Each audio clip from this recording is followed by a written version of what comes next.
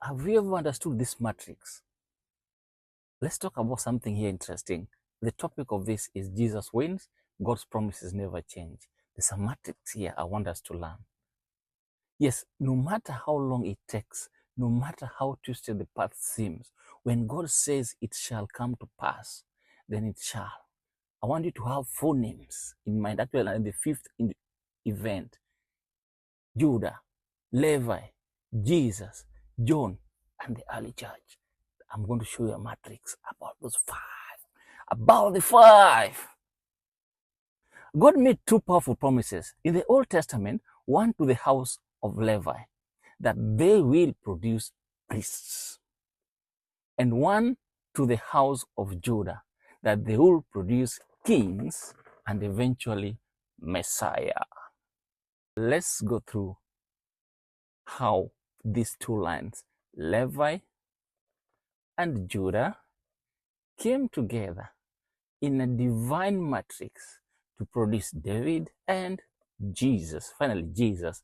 Baby Jesus, the good friend. So, name Jesus. Mark that one. Things are going to come to that focal point of that Jesus. You know, the promises he made deviated, and especially in the lineage of Levi. And at some point, they were overtaken by the devil. From Abraham, we got Jacob. And Jacob had 12 sons. Of the 12 sons, let's talk about 2. That is Levi and Judah, which is the royal tribe.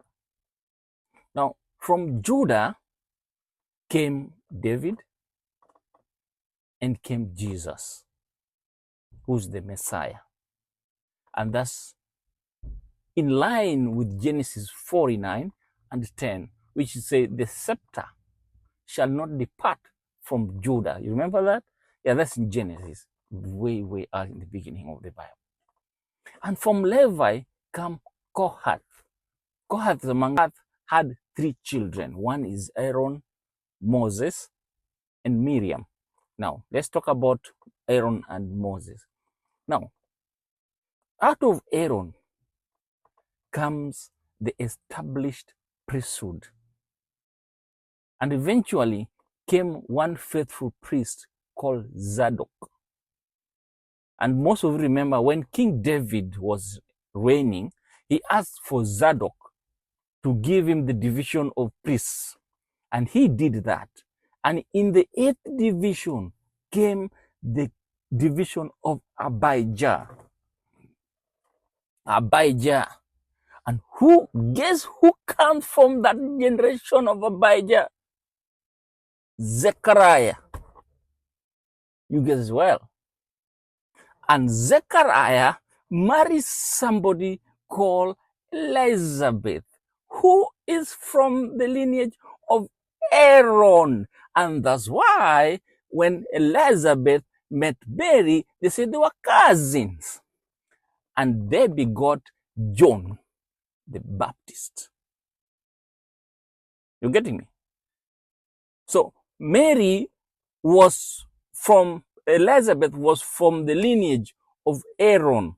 And that's why they were cousins, Mary and Elizabeth.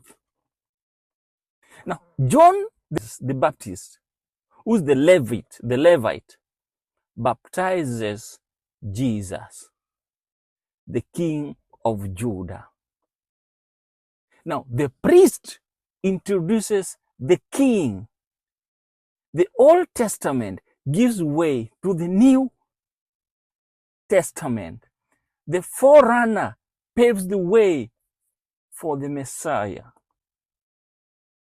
And though both were from different tribes, but they were relatives.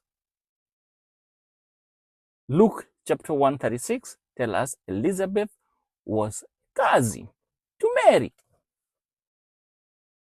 In Greek, they said kinswoman, which is close relative.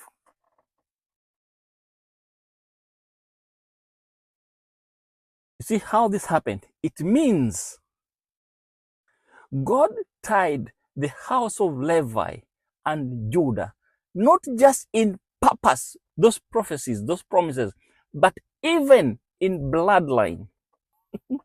This word of God is getting interesting. But now, this priesthood failed. This priesthood failed. The devil hijacked this promise, not hijacked, but the people allowed a portal under which the devil came in. Because not all from the Levi were faithful. The descendants of Zadok, the Zadok eventually changed their name to Sadducees. You know that name, the Sadducees. And from the Sadducees came somebody. Can you guess his name? Caiaphas, the high priest. Caiaphas, the conspirator, the one who planned the death of Christ. He was from the lineage of Zadok, the lineage of Levi. But hear me today. Even when men fail, God promises, do not. The Levites were men, and they managed to open a portal, which actually came through the leadership, political leadership of Caiaphas. But because after the crucifixion, God raises another man from the same tribe of Levi. From the same tribe of Levi. Do you know what Caiaphas said? The reason why Jesus should be crucified? Because this man is causing change in the nation.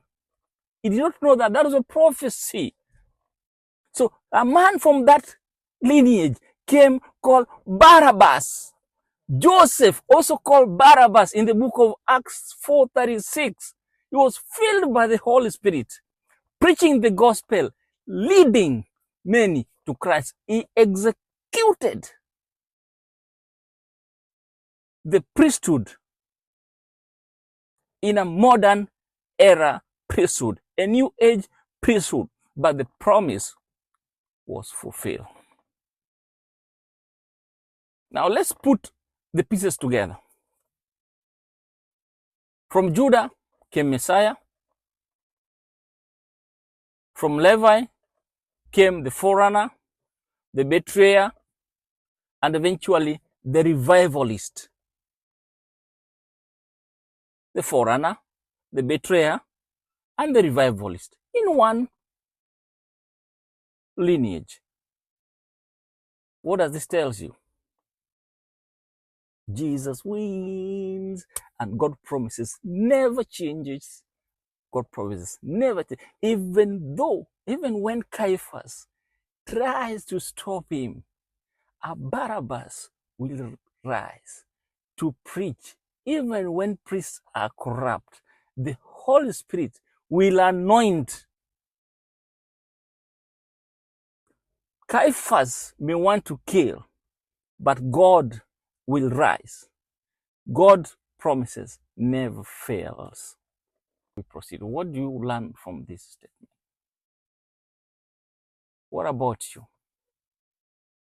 Will you be like Barnabas, a Levite who didn't hold to tradition but embraced the move of the Spirit?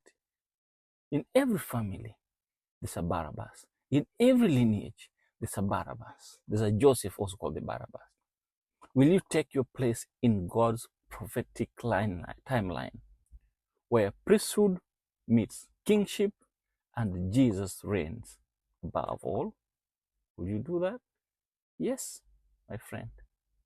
Jesus wins. Jesus wins. And if you are in him, you do too. Irrespective of what has been told about your lineage, some portals must have been opened, either knowingly or unknowingly, or selfishly, or I can say them foolishly. But those promises of God, just find a portal and have that portal and fulfill the God promises and rewrite things in that lineage. Whatever Caiaphas wrote wrongly, Barnabas rewrote it rightly. Amen and amen. And my name is Cedar Robert. I'm a servant of God, and I thank God in every way and all things that He does to us. Amen. And thank you, and share you.